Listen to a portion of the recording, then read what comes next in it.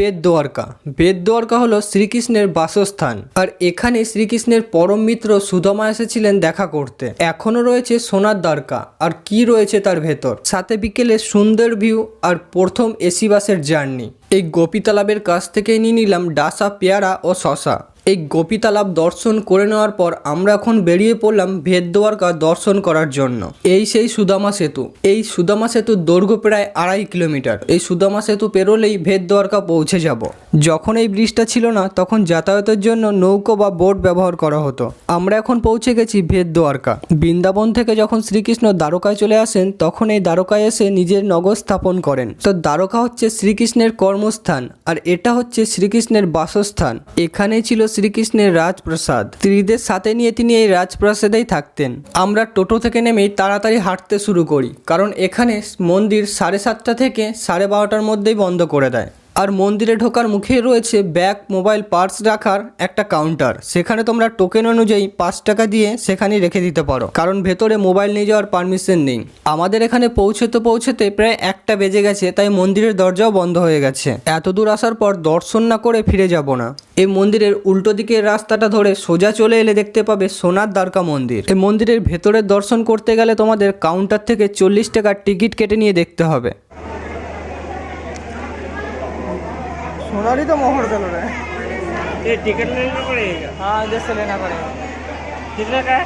40 का। মন্দিরের ভেতরেই রয়েছে বিশ্বকর্মা, যিনি এই দ্বারকা স্থাপন করেছিলেন। মন্দিরের ওপরটাও খুব সুন্দর, পুরোটা কাচের ডিজাইনের। এই 3 তলা জুড়ে সোনার দ্বারকাতে রয়েছে শ্রীকৃষ্ণের জন্ম থেকে ওনার সাথে ঘটে যাওয়া ঘটনা তুলে ধরা হয়েছে। এছাড়াও রয়েছে নানা দেবদেবীর মূর্তি পুরো 3 তলা জুড়েই।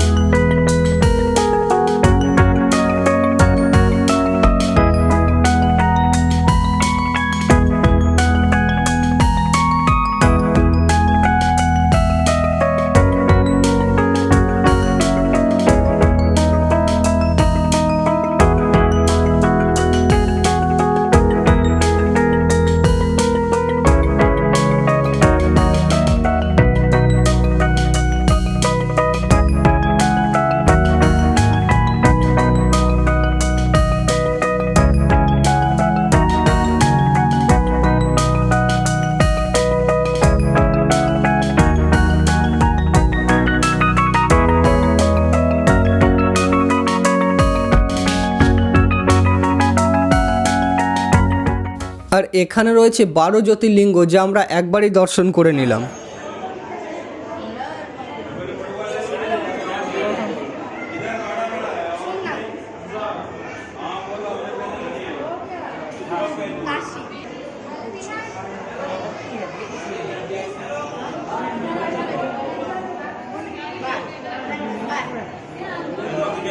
সোনার দ্বারকা দর্শন করে নেওয়ার পর আমরা এখন আমাদের খাবারটাও সেরে নেব পাশের এই হোটেল থেকেই।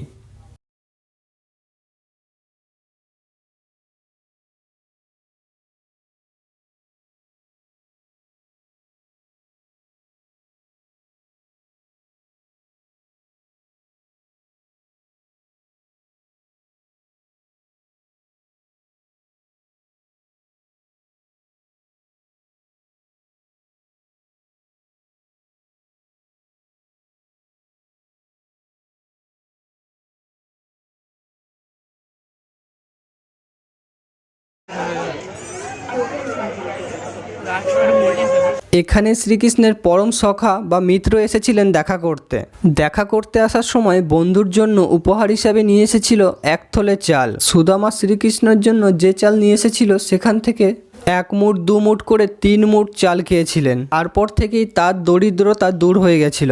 তো এখনও এখানে প্রসাদ হিসাবে চাল দেওয়া হয়, আর মনে করা হয় এই চাল নিয়ে গিয়ে ঘরের যেখানে চাল থাকে সেখানে সেই ড্রামে রেখে দিলে নাকি অন্নের অভাব হয় না।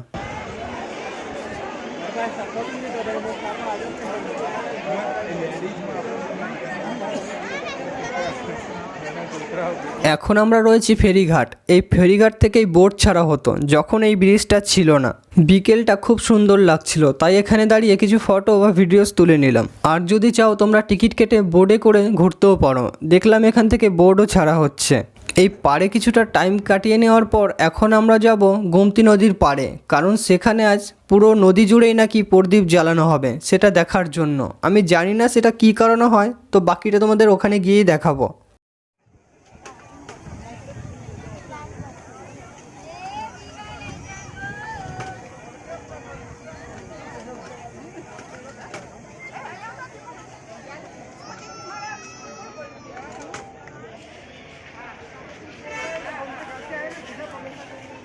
এই দ্বারকা টু আহমেদাবাদের একটি ডাইরেক্ট স্লিপার এসি বাসের টিকিট কেটে উঠে পড়লাম।